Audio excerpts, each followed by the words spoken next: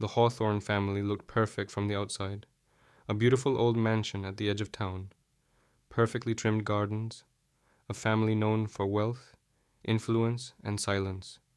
But behind the tall iron gates, something dark had been buried for decades, and now the truth is finally coming out. This story begins in the quiet town of Ravensbrook, a place where everyone knew each other, and nothing unusual ever seemed to happen. At the center of the town stood the Hawthorne estate. The mansion had been there for nearly 100 years, passed down through generations of the Hawthorne bloodline. The family was powerful, respected, and incredibly private. Locals rarely saw them, and when they did, something always felt strange. Children whispered stories about the mansion. Some said lights turned on and off in empty rooms late at night. Others claimed they heard screams echoing through the forest behind the estate. But in a town like Ravensbrook, rumors were easy to ignore. Until the night everything changed. It started with a letter. A young journalist named Daniel Carter received it in the mail with no return address. Inside the envelope was a single photograph. The photo showed the Hawthorne family standing together in front of their mansion, but someone had scratched out one of the faces. On the back of the photo were only 4 words: "Find out what happened." At first Daniel thought it was a prank, but something about the photo bothered him. The scratched out face looked like it belonged to a child, and no official records mentioned any missing Hawthorne children. Curiosity turned into obsession. So Daniel began digging. At the local library, he searched through old newspapers and town archives. Most of the Hawthorne history was exactly what you'd expect: business deals, charity events, political connections. But then he found something strange: a newspaper article from 1974. The headline read, "Hawthorne Family Tragedy." The article was short, almost suspiciously short. It mentioned that a young boy named Oliver Hawthorne had died in a tragic accident at the estate. No details, no investigation, just a single paragraph, and then silence. But when Daniel checked the official town records, there was no death certificate, no police report, no burial record. It was like Oliver Hawthorne had never existed. That's when things started getting darker. Daniel spoke to some of the town's oldest residents. Most refused to talk, but one elderly woman finally said something that made his blood run cold. She remembered Oliver, and according to her, the boy didn't die in an accident. He disappeared. One night in the summer of 1974, the entire town woke up to police cars rushing toward the Hawthorne estate, but by morning, everything was quiet again. No investigation, no search, no explanation. And after that night, no one ever saw Oliver again. Daniel knew something was wrong, so he decided to visit the estate himself.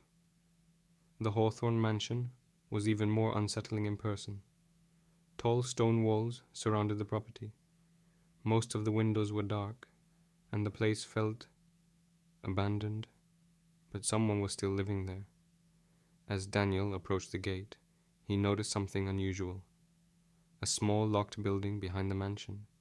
It looked like an old storage house, but the doors were reinforced with heavy metal locks, almost like someone was trying very hard to keep something inside. That night, Daniel returned. He climbed the fence and made his way toward the small building. The forest around the estate was silent, too silent. When he reached the door, he noticed scratches on the wood, long deep marks, like something had been clawing from the inside. His heart started racing, but he forced the lock open. Inside the building, the air smelled old and rotten. There was almost nothing inside, just dust, broken furniture, and a trapdoor in the floor. Daniel slowly opened it. A ladder led down into darkness. At the bottom was a hidden basement, and what Daniel found there would finally expose the Hawthorne family secret. The walls were covered in drawings, childlike drawings, hundreds of them, pictures of the mansion, pictures of people screaming, and over again, one word written in red crayon. Help. Then Daniel saw something even worse, chains bolted into the wall, and an old rusted bed frame. Someone had been kept there for a long time. Suddenly, Daniel realized the truth. Oliver Hawthorne hadn't died. He had been imprisoned, hidden away beneath the family estate.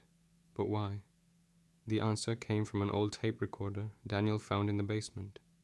Inside was a recording made decades ago, a man's voice, calm but terrified. It was Edward Hawthorne, the family patriarch. The tape revealed the horrifying truth. Oliver was different, violent, uncontrollable. According to Edward, the boy had begun hurting animals, attacking family members, even attempting to burn parts of the mansion down. Doctors believed Oliver had a severe psycho, but the Hawthorne family feared scandal more than anything else, so instead of sending him to a hospital, they locked him away, hidden beneath the estate, where no one would ever know. But something went terribly wrong. The tape ended with Edward's final words, "I don't think the chains will hold much longer."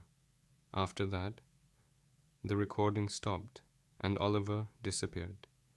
Daniel left the basement shaken, but the story didn't end there, because 3 days after his investigation was published, police finally searched the Hawthorne estate, and in the forest behind the mansion, they discovered something disturbing: an underground tunnel system, fresh claw marks on the walls, and signs that someone or something had been living there for decades. The Hawthorne mansion now stands completely abandoned. The family vanished soon after the investigation. No one knows where they went, but locals in Ravensbrück still say that sometimes, late at night, you can hear strange sounds coming from the forest, scratching, footsteps, and occasionally the distant echo of laughter, a child's laughter. Some believe Oliver Hawthorne is still out there, watching, waiting, and after decades in darkness, he might finally be ready to come home.